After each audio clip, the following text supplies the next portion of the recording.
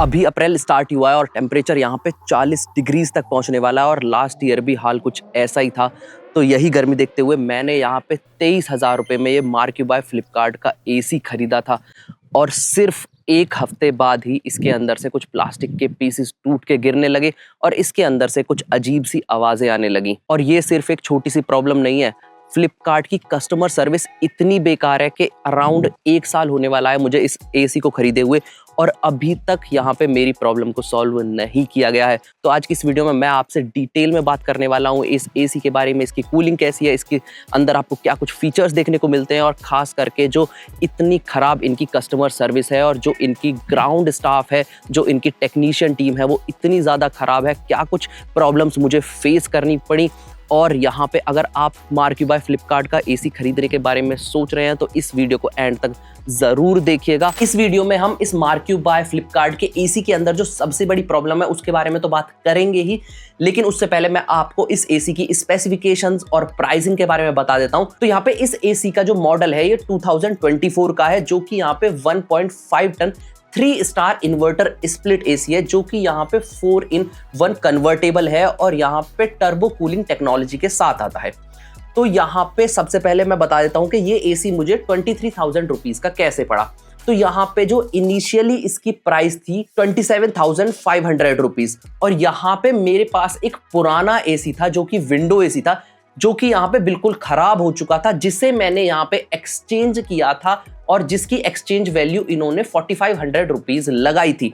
और यहाँ पे वो 4,500 रुपीज काट करके मुझे ये एसी 23,000 रुपीज के अंदर मिला। तो यहाँ पे अगर आपके पास पुराना एसी नहीं है तो इसकी कॉस्ट आपको ज्यादा पड़ने वाली है। और यहाँ पे परफॉर्मेंस की बात करूं तो इसके अंदर जो कूलिंग है वो काफी अच्छी है। मेरा ये रूम ज्यादा बड़ा नहीं है, लेकिन यहाँ पे इसके अंदर जो कूलिंग है वो काफी अच्छी देता है और यहाँ पे इसका जो इलेक्ट्रिसिटी कंजप्शन है वो भी काफी रीजनेबल है। ऐसा नहीं है कि बहुत ज्यादा इसके अंदर इलेक्ट्रिसिटी कंज्यूम होती है। और यहाँ पे इसके रिमोट के अंदर आपको काफी सारे बटन्स देखने को मिल जाते हैं। सबसे पहले तो यहाँ पे इसके अंदर आपको एक एडेप्टेबल का बटन दिख जाता है, जिसके अंदर आप यहाँ पे 4 मोड्स को सेलेक्ट कर सकते हैं, जिसमें C1, C2, C3 और C4 मोड है, जहां पे आप इसे बता सकते हैं कि रूम में कितने लोग हैं या फिर किस तरीके का रूम के अंदर टेम्परेचर है। फॉर एग्जांपल अगर रूम में एक इंसान है और यहाँ पे आपको ज्यादा कूलिंग की जरूरत नहीं है तो आप C1 मोड के ऊपर अपने एसी को लगा सकते हैं और यहाँ पे ये आपको उसी के हिसाब से कूलिंग करके देगा जो कि उस रूम के हिसाब से जरूरी है। अगर आपका रूम बड़ा है तो आप C2 या C3 के ऊपर भी रख सकते हैं, रूम के अंदर ज्यादा लोग हैं तो आप इसे C4 के ऊपर भी कर सकते हैं। इसके अंदर आपको टर्बो मोड मिल जाता है, समर चिल मोड मिल जाता है, लेकिन यहाँ पे इसके अंदर एक बटन है जिसपे लिखा हुआ है सेल्फ क्लीन और यहाँ पे मैंने इस बटन को कई बार प्रेस करके देखा है और कई बार क्लिक करके देखा है, लेकिन ये बटन कुछ काम नहीं करता है। तो ऐसा हो सकता है किसी और मॉडल के अंदर यहाँ पे ये वाला बटन काम करता हो, ये वाला फीचर अवेलेबल हो, मेरे एसी के अंदर ये वाला फीचर अवेलेबल ना हो। और यहाँ पे ये जो रिमोट है ये इन्होंने जेनेरिक बना दिया है, जो कि आपके मार्क्यू बाय फ्लिपकार्ट के सभी मॉडल्स के साथ काम करेगा, तो शायद इसलिए ये बटन काम नहीं करता है। लेकिन यहाँ पे रिमोट के साथ भी कुछ प्रॉब्लम्स है। फॉर एग्जाम्पल रिमोट एकदम फ्रीज हो जाता है कभी भी रैंडमली और यहाँ पे ये 1-2 दिन में 2-3 दिन में एक आध बार जरूर फ्रीज होता है। इसमें होता ये है कि जैसे ही ये रिमोट फ्रीज होता है तो जितने भी नंबर्स आते हैं आपके डिस्प्ले के ऊपर वो सभी आपको इसके अंदर देखने को मिलते हैं और यहाँ पे इसके अंदर मैं कोई भी बटन दबा लूं, कुछ भी दबा लूं, ये काम नहीं करता है। मुझे इस रिमोट के सेल को निकाल करके वापस डालना पड़ता है तभी ये रिमोट काम करता है। तो ये वाली प्रॉब्लम इसके अंदर है और इसकी डिस्प्ले के अंदर कोई भी लाइट नहीं है। तो यहाँ पे अगर आपको कोई बटन प्रेस करना है या फिर आपको टेम्परेचर वगैरह देखना है तो उसके लिए आपको रूम की लाइट्स को ऑन रखना पड़ता है, तभी आपको इसके अंदर दिखता है। ये बैकलिट डिस्प्ले नहीं है। और यहाँ पे इसके अंदर आपको साइलेंट का ऑप्शन भी मिल जाता है, स्लीप का ऑप्शन भी मिल जाता है और साइलेंट ऑप्शन को मैं काफी ज्यादा यूज करता हूँ क्योंकि जब मैं वीडियोज को रिकॉर्ड करता हूँ तो बैकग्राउंड में नॉइस ना आए, इसलिए मैं यहाँ पे साइलेंट मोड को ऑन करके रखता हूँ। और अभी भी मेरा एसी चालू है साइलेंट मोड के ऊपर, जिसमें बेसिकली ये करता ये है कि जो इसका स्विंग फ्लैप है उसको बिल्कुल नीचे की तरफ कर देता है और इसका जो फैन है उसको लोएस्ट सेटिंग पे कर देता है, जिससे हमें इसकी आवाज नहीं आती है और ये काफी ज्यादा साइलेंट भी है, ये बात मैं मान सकता हूं। लेकिन यहाँ पे मेरा एसी साइलेंट नहीं चलता है। जैसा मैंने आपको शुरुआत में बताया कि मेरे एसी के आने के एक हफ्ते बाद इसके अंदर से कुछ प्लास्टिक के पीसेस टूट के गिरे, जो कि यहाँ पे इसके ब्लोअर के थे। और ब्लोअर के फिन्स टूटने का मतलब है एसी का डिसबैलेंस होना। तो यहाँ पे सिंपल लैंग्वेज में अगर मैं आपको बताऊं तो एसी जब चलता है तो उसके अंदर से हवा आती है, तो हवा के लिए यहाँ पे एक ब्लोअर लगाया हुआ होता है जिसके अंदर छोटी छोटी फिन्स होती हैं। आपको अपनी स्क्रीन पे भी दिख रहा होगा, इस टाइप का ये ब्लोअर होता है। तो यहाँ पे अगर इसके अंदर से एक दो फिन भी टूट जाए तो ये ब्लोअर डिसबैलेंस हो जाता है और यहाँ पे जो एयर फ्लो है उसके अंदर ये प्रॉब्लम्स क्रिएट करता है। और अगर ज्यादा फिन्स टूट जाए तो आपकी जो एसी की कॉइल है उसके ऊपर बर्फ जमनी शुरू हो जाती है। तो होपफुली मेरे केस में ऐसा नहीं हुआ है, खाली मुझे इसके अंदर अजीब सी आवाज आती है जैसे यहाँ पे कोई हवा टकरा के जा रही है, या आप खुद से सुन सकते हैं कि किस तरीके की नॉइस यहाँ पे देखने को मिलती है। तो अब आ जाते हैं हम इनकी कस्टमर सर्विस के ऊपर, जिसको लेकर के मैं यहाँ पे बहुत ज्यादा फ्रस्ट्रेटेड हूँ। तो यहाँ पे 5वें या 6ठे दिन की बात है जब इसके अंदर ये प्रॉब्लम हुई।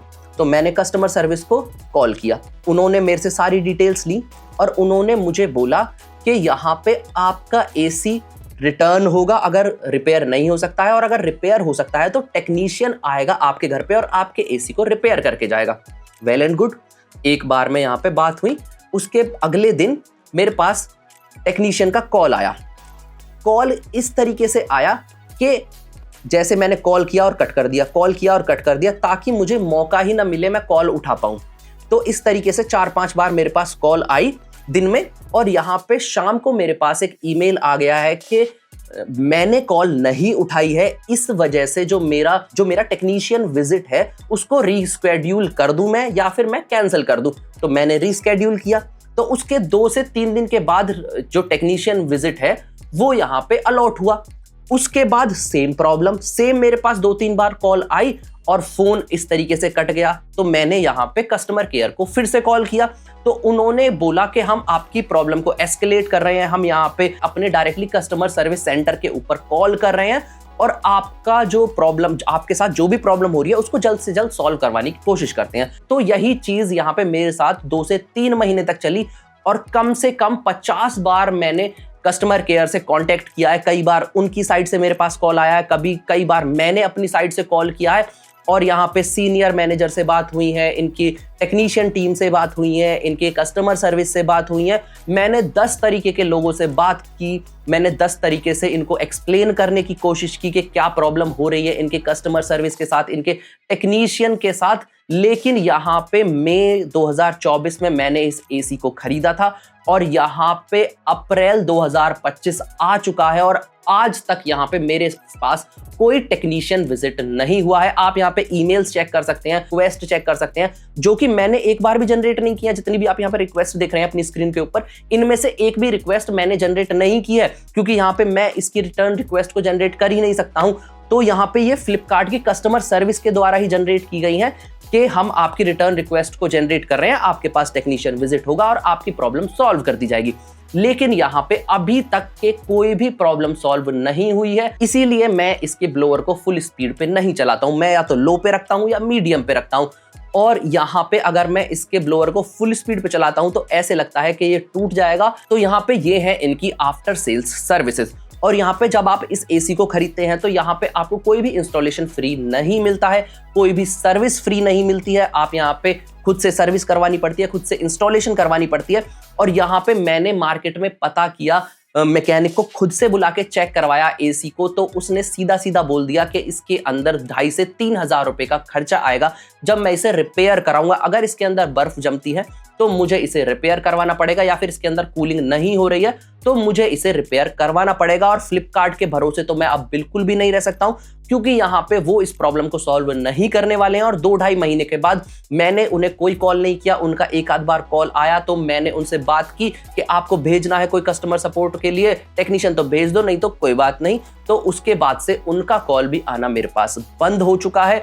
और यहाँ पे इस अपने एक्सपीरियंस को मैं आपके साथ इसलिए शेयर कर रहा हूं ताकि आप भी इस तरीके की प्रॉब्लम में ना फंसे और सस्ते एसी लेने के चक्कर में कहीं आप फंस ना जाएं और आपको इसी तरीके की सर्विस सर्विस देखने को ना मिले। मेरे एसी के साथ तो चलो यहाँ पे फिन की प्रॉब्लम हुई है, लेकिन अगर आपके एसी के अंदर लीकेज की प्रॉब्लम हो जाती है या कंप्रेसर की प्रॉब्लम हो जाती है तो आपका एसी तो ऑन भी नहीं होगा और आपके जो पैसे हैं, चाहे वो 15,000 ही क्यों ना हो, वो कंप्लीटली वेस्ट हो जाएंगे। तो आप एक ऐसी ब्रांड के ऊपर जाओ जिसकी आफ्टर सेल्स सर्विसेज अच्छी हैं, जो कि आपकी प्रॉब्लम को समझें और आपकी प्रॉब्लम को सॉल्व करें और एटलीस्ट आपके घर पे आकर के चेक तो करें और आपसे बात तो करें। लेकिन यहाँ पे फ्लिपकार्ट के केस में वो बिल्कुल भी नहीं हुआ है। तो यहाँ पे मैं तो आपको बिल्कुल भी रेकमेंड नहीं करूंगा, अपना एक्सपीरियंस देख करके, कि आप मार्क यू बाय फ्लिपकार्ट का एसी खरीदें, चाहे वो स्प्लिट हो, चाहे वो विंडो हो, चाहे वो आपको कितना भी सस्ता क्यों ना मिल रहा हो। आप यहाँ पे एक रेपुटेटेड ब्रांड की तरफ जाएं, आप वोल्टास का लें, आप डाइकिन का लें, आप हिताची का लें, कोई भी ब्रांड लें,